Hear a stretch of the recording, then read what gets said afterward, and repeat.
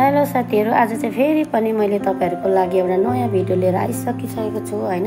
तपाईहरुले देख्नु हुँदै होला, हेर्नुस् त यो चाहिँ के हो भनेर सोच्नु हुँदै होला है, ढुङ्गाहरु जस्तो छ भनेर। यो चाहिँ हो साथीहरु घुङ्गी भन्छ यसलाई चाहिँ हैन। यो चाहिँ प्लेन साइडको खोलामा पाउँछ अनि यसलाई चाहिँ अगाडिको दिनै टिपेर पनि रातभरि पानीमा राख्नु पर्ने हुन्छ। अन्त चाहिँ सफा हुन्छ। हेर्नुस् त पानी कति सफा देखिरहेको छ हो।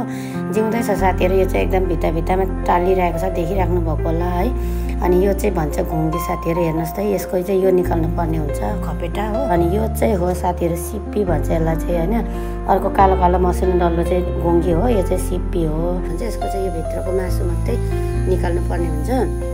अनि यहाँनिर चाहिँ हाम्रो सन्जोग र चाङले चाहिँ केलाउन थालिसक्यो है। मलाई चाहिँ अलिक त्यति पारा आउँदैन यसको। अनि फर्स्ट टाइम पनि हो, मैले कहिले खाएको पनि थिइनँ। अन्त यो चाहिँ एकदमै राम्रो दबाई हेरे साथीहरु। चाहिँ हात खुट्टा दुखेको है, क्याल्सियम कम्ती हुनेलाई, घुँडा दुख्नेलाई दबाई हेरे साथीहरु है। अनि यो चाहिँ सन्जोगले चाहिँ यहाँ काट्दैछ एकपट्टिको चाहिँ